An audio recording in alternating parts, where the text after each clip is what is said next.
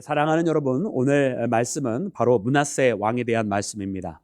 여러분, 므낫세 왕은 히스기야를 이어서 왕이 되었지만, 그러나 히스기야 왕과는 정반대의 길을 걸어가기 시작했습니다. 우리가 잘 아는 것처럼 히스기야는 여러분 그가 왕이 되자마자 성문을 열고, 그리고 그 성전을 정결하게 하였고, 제사장들을 정돈하여 반열을 다시 세우고, 그리고 그 백성들을 속죄제로 하면서 속죄제를 드리게 하여서 다시 그 모든 백성들까지 하나님 앞에 성결함을 회복할 수 있도록 만들었던 것을 여러분 우리가 기억을 합니다. 이처럼 히스기야는 그 시작부터 신앙으로 시작하였고, 물론 완전하지는 아니하였지만, 그러나 그가 자신의 부족함을 깨닫게 되었을 때 하나님께로 회개하고 돌아오는 그런 신앙의 왕으로서 이스라엘의 역사상 선왕으로 기록된 왕이었습니다. 그런데 오늘 본문 말씀에 나오는 므낫세는 어떠합니까? 여러분, 므낫세의 모습을 보니까요, 여러분 그가 역대 왕 중에 이처럼 나쁜 짓을 한꺼번에 몰아서 할 수 있는 왕이 있었는가 싶어요. 북이스라엘의 아합이 참으로 악왕이었다라고 한다면, 여러분 남유다 중에서 악왕은 므낫세라 할 수 있었을 거예요. 그런데 놀랍게도 여러분 이 므낫세는 초반에는 그리하였고, 초반에는 그 누구도 따라올 수 없을 정도로 단기간에 모든 악을 행하는 왕이었지만, 그러나 그 후반에는 여러분 그가 회개하고 하나님을 믿는 왕으로 바뀐 것을 봅니다.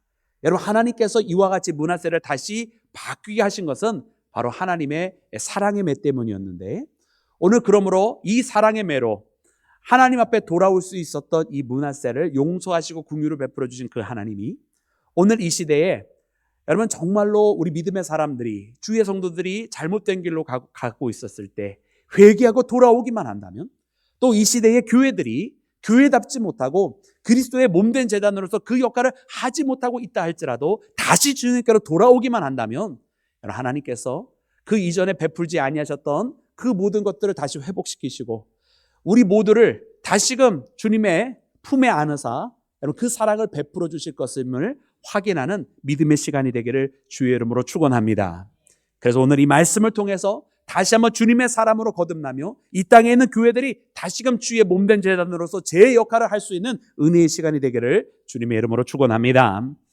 그러면 사랑하는 여러분, 오늘 본문 말씀에 여러분 이 므낫세는 먼저 어떠한 모습들을 우리에게 보여주십니까? 여러분, 이 므낫세는 참으로 범죄한 왕이었고 참으로 악독한 왕이었습니다. 여러분, 말씀해 보니까요, 히스기야가 허물었던 그 산당들을 다시 세웠어요. 그리고 히스기야가 다 찍어 제거했던 그 우상들, 바알의 우상들, 또 아세라의 우상들을 다시 만들었습니다. 심지어 자기가 스스로 우상을 조각하여 여호와의 전에다가, 하나님의 성전에다가 갖다 놓기까지 하는 그런 악독한 왕이었어요. 우상에 물들어 있는 왕이었다란 말입니다. 그가 우상 숭배하기를 어디까지 했느냐? 말씀해 보니까 그가 흰놈의 아들들의 골짜기에서 여러분 그의 아들들을 그 불 사이로 걸어가겠다는 거예요. 여러분, 흰놈 골짜기 어떤 골짜기라고 했는지 여러분 다들 기억하실 거예요. 그 흰놈이라고 하는 것은 아우성치는 소리가 있다라는 의미라고 그랬어요. 거기는 어떤 아우성이냐? 북을 마구 치기 때문에 큰 소리가 나는 곳이라고 했어요. 왜 북을 쳤느냐? 왜냐하면 그곳에는 사람들의 비명소리가 나는 곳이었기 때문에, 특별히 어린아이들의 비명소리가 있는 곳이었기 때문에 그렇습니다. 왜냐하면 그 흰놈 골짜기에는 몰렉이라고 하는 정말로 추악한 우상을 섬기는데, 이 몰렉은 바로 어린아이들의 인신공양을 받는 그런 말도 안 되는 추악스러운 그런 우상이었어요.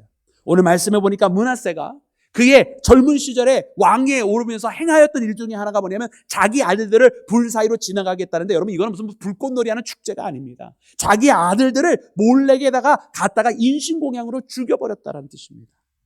사랑하는 여러분, 이처럼 추악한 왕이 바로 므낫세였다라고 하는 거예요. 그런데 여러분, 놀라운 것은 무엇이냐면 하나님께서 이처럼 추악한 짓을 행하였던 이 므낫세를 포기하지 아니하셨다는 사실이에요. 그리고 그로 하여금 그를 돌이키고자 하나님께서 하나님의 사람들을 보내시고 하나님의 손길로 역사하셨다라고 하는 사실이 바로 오늘 본문 말씀 가운데 나와 있는 것입니다. 여러분, 오늘 이 시대에 살아가는 우리 믿음의 사람들이 여러분 참으로 이와 같은 하나님의 손길 가운데 거하기를 주의 이름으로 축원합니다. 왜냐하면 이 므낫세가 저질렀던 이 모든 포악의 일들은요, 사실 우리가 저지르고 있는 일들이거든요. 여러분, 오늘 말씀 10절부터 11절까지는 이렇게 이르러 주고 계십니다. 우리 다 같이 본문 말씀 10절과 11절 말씀을 함께 합독해서 읽겠습니다. 시작. 여호와께서 므낫세와 그의 백성에게 이르셨으나 그들이 듣지 아니하므로 여호와께서 아스루 왕의 군대 지휘관들이 와서 치게 하시매 그들이 므낫세를 사로잡고 쇠사슬로 결박하여 바벨론으로 끌고 간지라. 아멘. 아멘. 여러분 하나님께서 여러분 이와 같은 므낫세를 그냥 둘 리가 없으시잖아요. 그래서 하나님께서 여러분 므낫세와 그의 백성들에게 말씀하셨다는 거예요. 그들에게 일르셨다는 거예요. 그리하지 말거라. 그것은 잘못된 길이라고 하나님께서 그의 선지자를 통해서 전달해 주셨다라는 이야기예요. 여러분 그런데 이 므낫세가 들었습니까? 안 들었습니까? 듣지 아니했다는 뜻이에요. 여러분 왜 이 므낫세가 하나님의 이와 같은 메시지를 듣지 아니했을까? 성경은 우리에게 기록하여 주고 있지는 않습니다. 그러나 우리는 왜 므낫세가 그랬을지 충분히 예상이 돼요. 왜냐하면 그의 선대였던 히스기야 때 하나님께서 여러분 이 히스기야가 하나님의 말씀대로 준행함으로 그를 축복해 주셨습니까? 아니면 축복 안 해 주셨습니까? 그를 축복해 주신대요. 여러분 넘치도록 풍요를 부어 주셨어요. 그래서 그 풍요 때문에 잠시나마 히스기야도 교만해졌다라고 기록하고 있잖아요. 그러다가 그가 돌아왔죠. 여러분 이처럼 히스기야 때 하나님께서 넘치는 은혜와 풍성한 열매를 주시니까 여러분 므낫세도요. 여러분 그 왕위를 이어갈 때 어떤 일들이 있었겠어요? 그 넘치는 부를 그대로 다 물려받지 않았겠어요? 근데 이 넘치는 은혜와 풍요를 물려받았으면 더 하나님 앞에 신실하게 살아가야 될 터인데 참 우리 사람들은 이상해요. 하나님으로부터 큰 은혜와 복 가운데 있으면 하나님 앞에 영광 돌리기보다는 나태해지고요, 게을러지고요, 그리고 신앙에서 멀어지는 현상을 우리는 종종 발견합니다. 므낫세가 바로 그랬던 거예요. 이 므낫세가 하나님께서 주신 것이 은혜인 줄 모르고 그의 선대로부터 이어진 것이 하나님께서 내려주신 축복인 것을 모르고서는 그저 자기가 세상 속에서 잘 되는 것인 줄로 알고 세상의 풍요의 신이었던 바알과 아세라를 섬기는 일을 매진하였다는 것을 말씀이 우리에게 가르쳐 주시는 거예요. 그리고 하나님의 말씀이 그리하지 말아라고 이야기를 해도 지금 당장 편하고 좋으니까, 지금 당장 풍요하니까 아쉬움이 없었던 거예요. 하나님을 향한 절박한 신앙이 없었다란 말이죠. 그래서 하나님의 말씀을 듣지 아니하였더라. 여러분 이것이 마치 오늘 이 시대에 우리 교회들과 너무 비슷하지 않습니까? 절박함을 잃어버린 교회, 아쉬움이 없는 사람들, 여러분 그래서는 신앙을 지킬 수가 없습니다. 여러분 우리는 우리에게 주신 것이 다 하나님의 은혜임을 깨닫고 우리의 외적으로는 풍요해진다 할지라도 우리의 마음은 늘 항상 그 심령이 가난하여 주님을 더 사모하고 목마른 사상과 같이 주님을 찾아 나서는 믿음의 자녀가 되기를 주의 이름으로 축원합니다. 사랑하는 여러분, 그래서 이 므낫세가 잘못된 길로 걸어갔는데 여러분 하나님께서 그를 버리지 아니하셨어요. 그리고서는 어떻게 하셨습니까?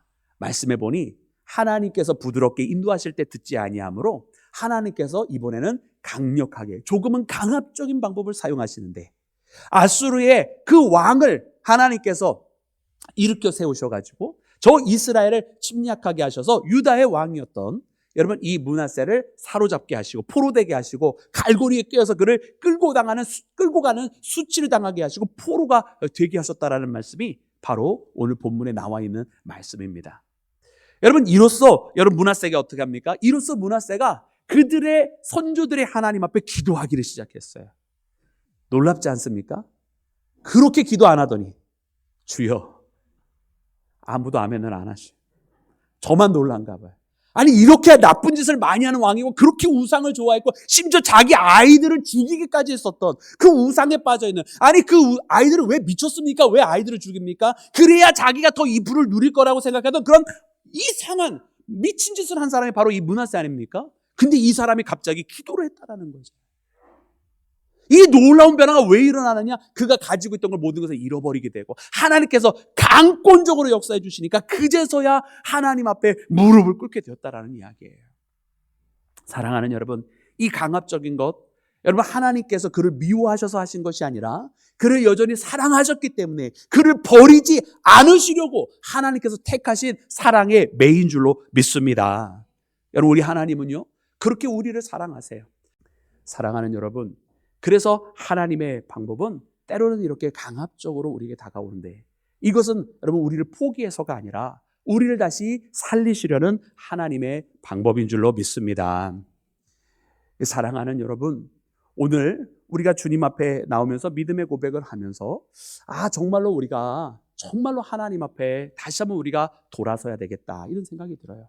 하나님께서 때로 우리에게 시련을 주시는 것, 우리를 미워해서 주시는 것이 아니라 오히려 우리를 살리시려고 하나님 하시는 것이다. 하나님께서 여러분 이 나라와 이 민족에 시련을 주시는 것은 이 나라와 이 민족을 버리신 것이 아니라 이 나라와 이 민족을 여전히 사랑하시기 때문에 좋은 말로 할 때 안 들으니까 여러분들도 좋은 말로 할 때 아멘 하세요. 부흥회 때만 그러지 마시고. 좋은 말로 할 때 안 들으니까 이 시련을 통해서 깨닫고 돌아오라고. 우리를 여전히 사랑하시기 때문에 주시는 시간인 줄로 믿습니다. 사랑하는 여러분. 그래서 오늘 우리의 삶 속에 어려움이 찾아오거들랑 그때 하나님께서 나를 여전히 사랑하신다고, 나를 안 버리셨으니까 나를 이와 같이 주님께로 돌아오게 한다고 하는 것을 깨닫고 주님 품으로 돌아오는 나와 여러분이 되기를 주의 이름으로 축원합니다. 사랑하는 여러분, 그래서 오늘 말씀을 통해서 보니 이처럼 하나님께서 포기하지 아니하셨는데요, 이 포기하지 아니하시는 손길 가운데 하나님께서 이렇게 또 역사를 해주셨어요. 우리 본문 말씀 12절과 13절 말씀을 함께 읽도록 하겠습니다. 12절과 13절입니다. 시작. 그가 환난을 당하여 그의 하나님 여호와께 간구하고 그의 조상들의 하나님 앞에 크게 겸손하여 기도하였으므로 하나님이 그의 기도를 받으시며 그의 간구를 들으시사 그가 예루살렘에 돌아와서 다시 왕위에 앉게 하시매 므낫세가 그제서야 여호와께서 하나님이신 줄을 알았더라. 아멘, 아멘, 할렐루야. 여러분, 하나님께서 그에게 은혜를 베풀어 주셨습니다. 강한 방법을 쓰니까 뒤늦게라도 여러분 깨달았어요. 그래서 그제서야 하나님이신 줄 알았더라, 이런 고백이 나오게 되는데요, 여러분, 하나님께서 이제 강권적으로 역사하시고 조금은 강압적인 방법으로, 또 때로는 정말 수치를 당할 수밖에 없는 방법으로 역사해 주시니까 그동안 하나님 앞에 떠났던 이 므낫세가 하나님 앞에 무릎을 꿇고 그의 머리를 조아렸습니다. 그러면서 하나님 앞에 기도를 시작을 하였어요. 그동안 자신이 무시하였던 그의 선조들의 하나님 앞에, 아브라함과 다윗과 이삭과 야곱의 하나님 앞에 그가 무릎 꿇고 기도를 시작을 하였습니다. 여러분, 그때 하나님께서 그의 기도를 들으셨어요. 여러분, 우리 하나님은 우리의 기도에 응답하시는 하나님이신 줄로 믿습니다. 여러분, 우리가 우리 죄를 자복하면 하나님께서 우리의 모든 죄를 깨끗하게 하시고 우리를 모든 불의에서 사하여 주시는 줄로 믿습니다. 여러분, 하나님 앞에 용서받지 못할 죄가 있겠습니까? 여러분, 하나님 앞에 용서받지 못할 죄는 없는 줄로 믿습니다. 물론 성경에는 성령 회방죄라고 나와 있는 것이 있어요. 그러나 그 성령 회방죄의 의미는 우리가 다시 한번 깊이 생각을 해봐야 돼요. 하나님 앞에 믿음으로 고백하고 예수 그리스도를 고백하고 나아가는 자, 여러분, 예수님의 크신 사랑으로 말미암아 용서함을 받게 되는 줄로 믿습니다. 사랑하는 여러분, 그래, 오늘 본문 말씀을 보면서 그래요, 우리가 언제든지 그러므로 주님 앞에 돌아가자. 왜? 주님은 우리를 용서하고 싶어서, 용서해 주기를 원하셔서 기다리고 계시다라는 거예요. 여러분, 우리가 아까 이야기했던 그 다윗의 그 이야기 속에 결국 다윗이 하나님의 손에 맡겼습니다. 그죠? 그리고서는 그가 하나님 앞에 속죄제를 드리게 되는데, 여러분, 그때 아라우나의 타작마당을 사게 되고 거기에서 여러분 무엇이 일어납니까? 하나님 앞에 속죄제를 드린 그 자리가 바로 성전이 서게 되는 자리가 되는 거예요. 그러므로 사랑하는 여러분, 하나님은 이 전을 세우실 때에 무엇을 원하시냐면 하나님의 품에서 떠났던 자들이 다 하나님의 품으로 돌아오기를 원하시는 것이고, 저렇게 추악한 죄를 지었던 므낫세도 용서하시고 하나님께서 다시 세우시고 그를 회복시키신 것처럼 이 시대의 모든 하나님의 자녀들을 하나님의 품으로 다시 불러 모아 회복시키기를 원하시는 줄로 믿습니다. 여러분, 예수님께서 사흘 만에 이 성전을 다시 짓겠다고 말씀하시면서 자신의 몸을 가리켜 이야기하셨습니다. 사흘 만에 다시 짓겠다고 말씀하신 그 성전은 바로 예수님께서 친히 본인의 몸으로 담당하신 십자가의 사건인 줄로 믿습니다. 그러므로 그 십자가의 사건은 무엇입니까? 하나님께서 사흘 만에 다시 지으신 그 성전이 바로 이처럼 회복의 역사를 말씀하고 계시는 것을 여러분, 우리는 깨달아야만 할 줄로 믿습니다. 여러분, 그러기에 우리는 하나님께로 돌아가야만 되는 거예요. 하나님께서 강권적으로 역사하실 때 돌아가야만 된다는 거예요. 여러분, 오늘 이 므낫세도 보니까 그가 그렇게 하나님 앞에 기도했더니 그가 다시 돌아오게 되었다는 거예요. 여러분, 이런 일들이 어떻게 일어나죠? 여러분, 오늘 말씀 보면 굉장히 특이한 사건이 있는데, 아수르에 의해서 포로가 되었는데 바벨론에 갇혀 있게 됩니다. 여러분, 아수르와 바벨론은 분명히 다른 나라거든요. 근데 그때 당시에 역사적인 자료를 보니까 이 바벨론은 신생제국이었고, 나중에는 물론 이 바벨론이 아수르를 이기게 되지만은 이때 당시에는 아직 아수르가 더 강대한 국가였었어요. 근데 이 강대한 아수르가 어떤 정책을 폈냐면 이 바벨론에다가 이 협력 관계를 맺어가지고 자기들이 점령한 국가들의 나라들의 그 왕들을, 포로를 이 바벨론의 성들에다가 감옥처럼 사용하게 하였다라는 거예요. 그런데 참 놀라운 사실은 무엇이냐면 이제 그 아수르 왕 중에 에사르 핫돈이라고 하는 왕과 또 그의 아들 아슈르바니발이라고 하는 왕이 있었는데 이 두 왕들은 자기의 때에 친화 정책을 펴게 되는 거예요. 그래서 여러분 특별히 아까 먼저 이야기했던 에사르 핫돈이라고 하는 이 왕이 저 남유다에 대하여 친화 정책을 피기를 시작하면서 포로가 되었던 므낫세를 돌려보내주게 되는 사건이 벌어져요. 이게 바로 므낫세가 포로가 된 지 제13년에 벌어지는 사건입니다. 할렐루야. 아무도 안 놀래요. 그죠? 아니 한 나라의 왕이 포로가 되었다가 13년 만에 다시 자기 나라로 돌아가는 거예요. 왕으로. 여러분 이게 일어날 수 있는 일이냐고요. 일어날 수 없는 일이에요. 근데 왜 이런 일이 일어납니까? 그러니까 그냥 아수르가 그냥 갑자기 친화 정책을 펴서 이루어진 일이다? 우연입니까? 결단코 그런 것이 아니라 하나님 앞에 회개하고 돌아오고 자신의 죄를 자복하며 하나님 앞에 무릎 꿇었던 므낫세의 기도를 하나님께서 들으시고 응답하여 주신 사건인 줄로 믿습니다. 여러분 역사는 우연이 아닙니다. 하나님께서 인도하시는 하나님의 통치신 줄로 믿습니다. 여러분 그러므로 하나님께서 이처럼 므낫세에게 역사해 주셨는데 우리 가운데는 얼마나 더 역사해 주시겠느냐는 거예요. 우리 가운데는 얼마나 더 하나님께서 강권적으로 일하여 주시겠느냐는 거예요. 여러분 저처럼 그와 같이 일어날 수 없는 그 사건도 만드시는 하나님께서 우리 가운데 일어난 일들 우리는 불가능하다고 생각하지만 여러분 그런 일들은 얼마나 더 쉽게 일어나겠느냐는 거예요. 할렐루야. 믿음을 가지시기 바랍니다. 하나님께서 우리 삶 가운데도 역사하여 주실 줄로 믿습니다. 그러므로 우리가 주님 앞에 돌아오고 또 돌아오는 그 사건. 오늘 정말로 우리가 주님 앞에 함께 돌아가기만 한다면 하나님께서는 이미 주실 것을 예비하고 계시다고 하는 것을 깨달으며 하나님 앞에 나아가는 나와 여러분이 되기를 주의 이름으로 축원합니다. 자, 사랑하는 여러분, 오늘 이렇게 주님의 말씀을 보면서 이 므낫세의 잘못과 므낫세를 포기하지 아니하시고 강권적으로 역사하신 하나님, 그리고 그렇게 역사하여 주셨을 때 회개하고 돌아온 이 므낫세가요 14절부터 16절까지 말씀해 보았더니 자기가 먼저 1절부터 9절까지 행하였던 모든 악행들 있잖아요. 그 악행들을 다시 다 뒤집어 엎으며 원상복구하려는 노력이 나옵니다. 우리 그 말씀 먼저 함께 읽을까요? 우리 14절부터 16절까지 말씀입니다. 우리 14절부터 16절 우리 함께 합독합니다. 시작. 그 후에 다윗성 밖 기온 서쪽 골짜기 안에 외성을 쌓되 어문 어기까지 이르러 오벨을 둘러 매우 높이 쌓고 또 유다 모든 견고한 성읍에 군대의 지휘관을 두며 이방 신들과 여호와의 전상을 다시 15절 읽겠습니다. 시작. 이방 신들과 여호와의 전에 우상을 제거하며 여호와의 전을 건축한 사내와 예루살렘에 쌓은 모든 제단들을 다 성 밖에 던지고 여호와의 제단을 보수하고 화목제와 감사 제물을 그 제단 위에 드리고 유다를 명령하여 이스라엘의 하나님 여호와를 섬기라 하매. 아멘. 할렐루야. 모든 우상을 섬겼던 것에서 다시 하나님만을 섬기게 됩니다.